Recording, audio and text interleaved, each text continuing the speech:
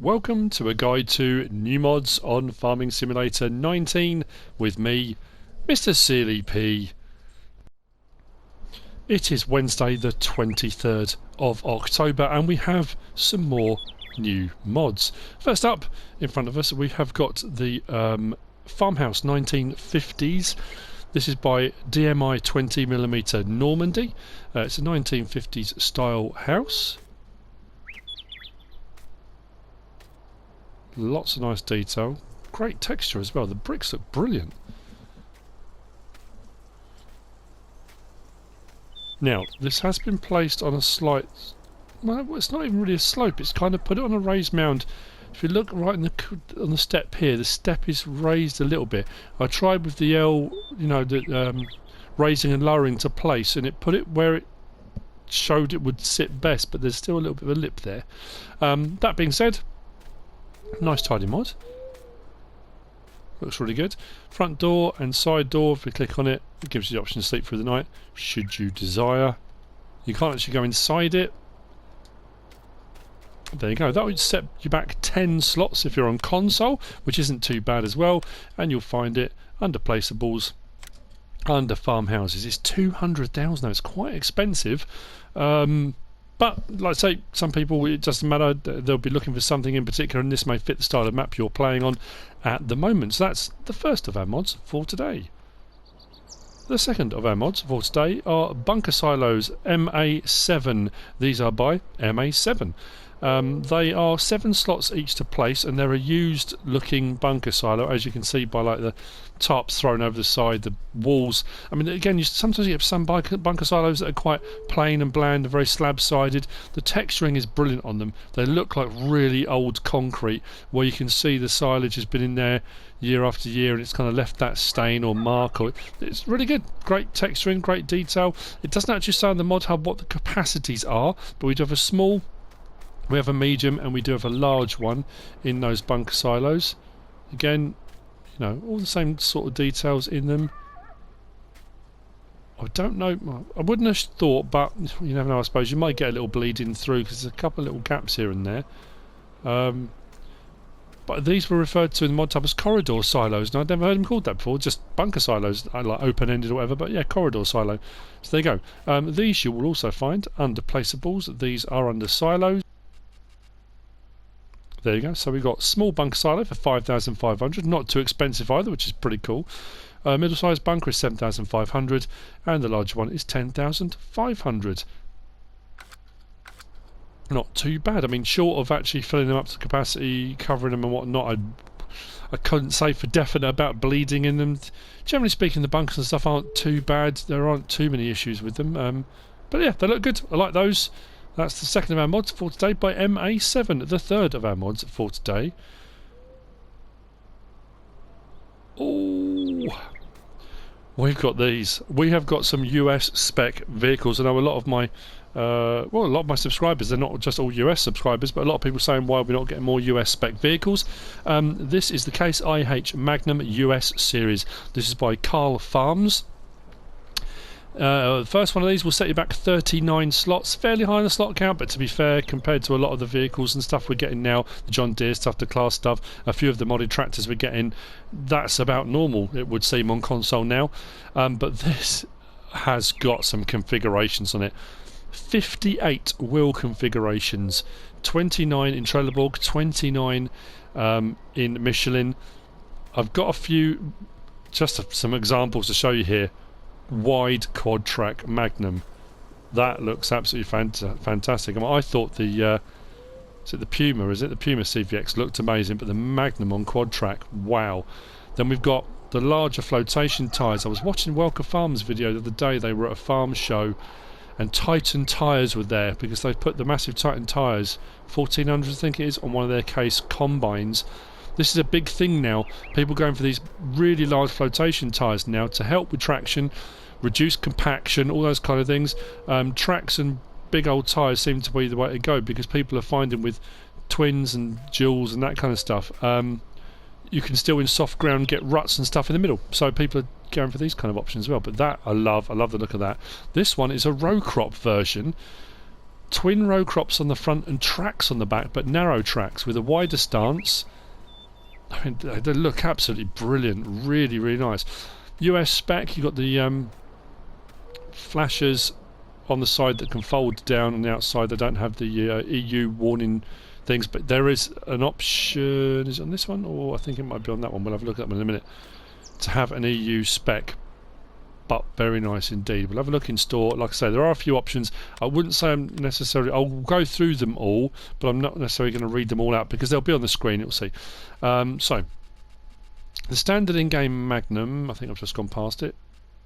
There, it's 321,000, 14 slots. So yeah, 39 slots is quite high, but when you think of what's available on it, you can totally understand why. The level of detail is incredible. So the Magnum US series starts at 260,000, 320 horsepower. Let's have a look, shall we? Well, what we'll do is we'll avoid wheel setup for a second, but design on the front, we can have it with a front link, 3-point on the front. We can have it with a weight rack, and then you can have it with weights going from £600 all the way up to £1,800, which is that one there. Or we can come back off again and have it on standard. Fenders, we can have standard as is. We can have it with no fenders, so it takes the fenders off the front, it takes the fender attachments off the back. But it will do when you put them on there. Attachers, we can have standard 3-point link on the back, or you can have the quick attach. I don't think it's going to make any difference to actually attaching stuff on. It will still attach the stuff as it does, but it's just a slightly different configuration. If I switch off that, you can see the configuration change on the back there. Engine setup, we've got the 250 or 250 CVT, which is 320 horsepower. Then we go up in horsepower sizes, 280 CVT. We've got the 310 CVT, the 340 CVT, and the 380 CVT, which is 435 horsepower. So there are a few that go up in that range. And then flashers, we have got them on there. They will fold down standard, or you can have them no side flashers, and it just takes those off. It doesn't put it as an EU spec, it just takes those side flashers off if you don't want them. Now we'll go back up to the configurations, because under Trelleborg we have got, and there are quite a few, we've got standard, we've got wheel weights, wides and weights, twins, rear twins, crawlers. Then we've got 30-inch row crop. That's the track, not the actual tyre width, that's the track between them. 36-inch row crop, 30-inch row crop with weights, 36-inch row crop with weights, then 30-inch with jewels, 36-inch with jewels on the back. There are so many options on there, it's absolutely mad. And it goes through. We got jewels all round on 36s and 30s. There are some slight tyre width configurations. Row crop jewels as well. It's weird because you've got, yeah, they don't seem to change very much, but it does go out. Then we've got narrows and weights, rear narrows, narrow twins all over. Then we've got crawler track with narrows at the front, twins, then single. It's a weird combination here. It goes through various different versions. Then the row track, which puts them really out wide, stretches those axles out and really widens that rear one out as well. So it goes from that to that, which is crazy looking.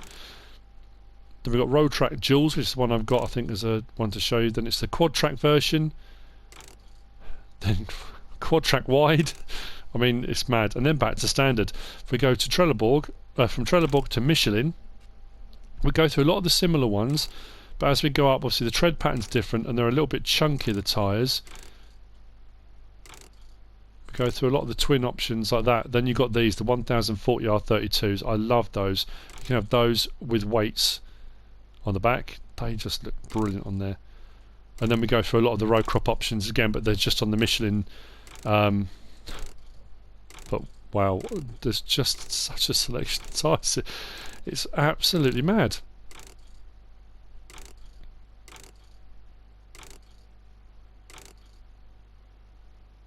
There you go.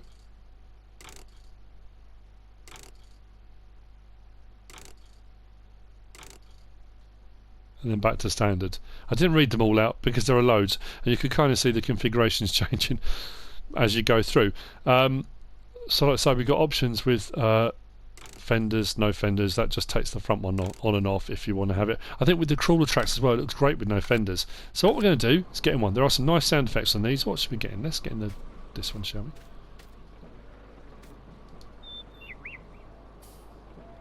Start up. New sounds as well.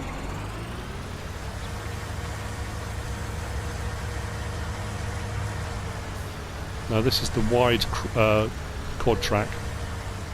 Beacons, lights. We do have a door that opens.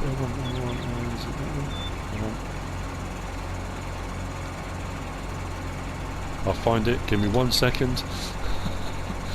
It was right stick up and down. There we go. So the door opens, right stick up or down. There's no window that opens, just the door. We can fold. When it says fold tractor, that puts your blinkers away, so we can do it like that and like that.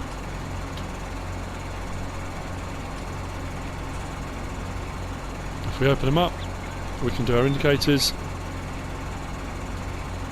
No, that's lights. Just take those off. There we go. Indicators left, indicators right. On my side panel, because I've got my Satec side panel on PS4, if I press number 14 on that, I can get hazard lights, but that's only because I've got my side panel plugged in. You can't do that off a standard PlayStation controller. That works with the side panel, and I can fold those away again like so. I'm inside.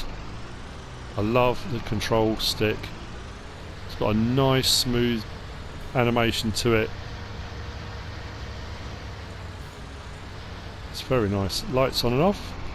They come on the dash. Nothing in particular for hazards or indicators, but so nicely detailed interior. Looks great. Sounds great. Now one thing I will say is the row crop version, I took it over to my field and it's still damaged the... So I'm assuming it's only narrows. It's weird. It's giving you the row crop option. I'm just always over there very quickly and show you what I mean. But I don't know whether it's just the narrows which will avoid it. I thought because it says row crop, surely with the narrower tracks and the narrows in the front it will be fine. It's made a bit of a mess there. So yeah, not sure on that. Whether that's just because it's stalks left behind and not a crop, I'm not too sure. But anyway, just be wary of that. Certain configurations you might have a bit of a play around. Normally I would go through all the configurations and probably test them all out to have a see, but with 29 on each particular tyre type, that's quite a lot of tyre choices to go through to check to see if all of them will work or not work on a crop. But I mean, it looks fantastic. It's a brilliant mod to the standard version. I know a lot of people said when it first came out in game, why have we not got the quad track version? Well, we have now, and for the people that do like the US spec tractors, I think you're going to really like this. Which brings me on to the last of the mods. So that was by KarlFarms. Very nice indeed. We have now got then this one here. Now we do have the standard 1050 in game. We also have a modded 1050 already. This is the AGCO 1000 series by Steenkamp Modding. This is 37 slots. Now we had a version like this at the end of FS17 which came out, which gives you all the tyre options and things as well, so it's nice to have a version of that back again. I think we have got a modded version already. You can change the Challenger colours, but I don't think you get all the tyre options on the other one. I'm trying to think, there have been so many tractor mods that have come out recently. All I'll do is show you what's on this one. You might need to compare it with other mods that have come out, but another really nice tidy mod, US spec. And this is the one you can have US or EU, I think, but lovely looking mod, really nice indeed. So this one is also under large tractors, as you might imagine. We'll keep going until we get to it. There we go, just gone past. So we've got the 1000 series, 396 horsepower start, 329,000 it also starts at, but it goes up from there. So we can have it as Challenger on our brands, we can have it as Fendt, or we can have the Fendt Black Beauty, which is rather nice. For the two Fendts, it puts the Fendt logo on, the Challenger, it takes it back to the Challenger logo. Then let's go to, again, fenders. We can have none, which this one has none on the front and nothing on the back, but then we can go to front fender, we can go to narrow rear fender, puts that grey trim on the outside. We can go to front and narrow rear, or we can go wide rear, or front and wide rear. So there's quite a few options available on the actual fenders on this one, and then back to none. We can have US configuration, which as is, which has got the wider stalks on the side for indicators, lights, etc. Or we can have the EU version, which puts the hazard squares on and takes those off. And then engine setup, we can have the 1038 at 396 horsepower, the 1042 at 435, the 1046 at 476 horsepower, and the 1050 at 517. So the horsepower configurations are about the same pretty much. Then we go back up to the tyre options. So under Trelleborg, we've got 380 520 singles, then we got rear duals, then we got all duals on the 380 520s, then we got 460 520s singles, rear duals, all duals, 650 750, slightly chunkier on there, and we got those with weights, and then we got the 710 900s, which is even chunkier still, with the weights as well. Then we got the 650 750 rear duals all round, and then back to the singles again. If we go to Michelin, different tyre tread, but I'm pretty sure the wheel options are pretty much the same. Yeah, I think so. 650 750s with weight, 710 900 with weight, then the rear duals, all duals, back to singles again. Yeah, pretty much. So those are your options available for tyre choices. Actually, one thing I will check very quickly before I disappear off that, it's just Trelleborg and Michelin. Yes, it is. I didn't want to miss a tyre type. So let's jump in.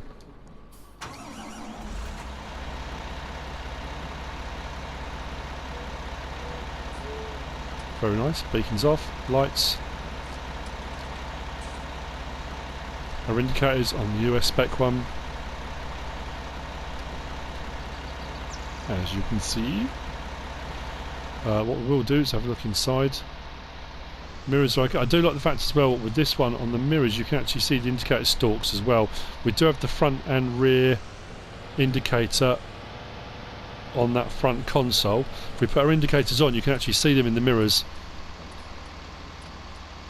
which is quite handy. This one doesn't have a control column that moves though, unlike the Magnum. Lights, I don't think, again, they come on, but there's no, only on the dashboard you get the main light one come on. Indicators come on the dash, like so.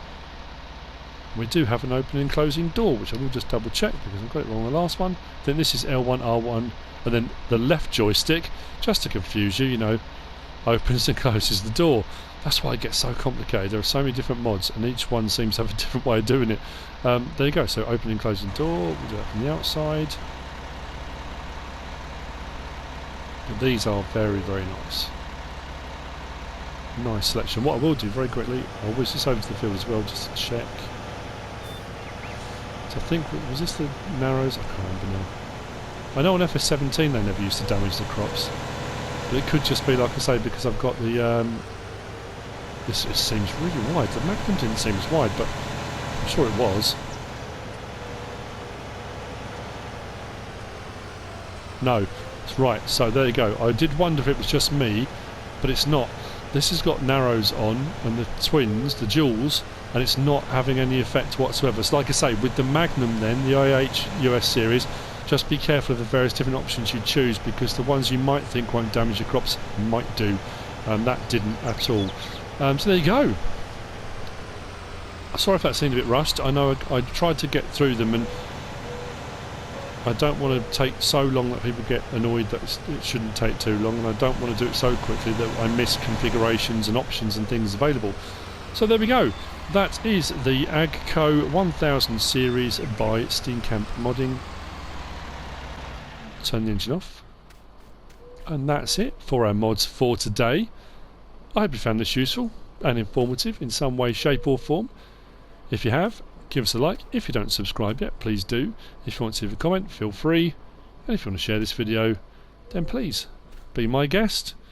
Whatever you should choose to do. Thanks for watching.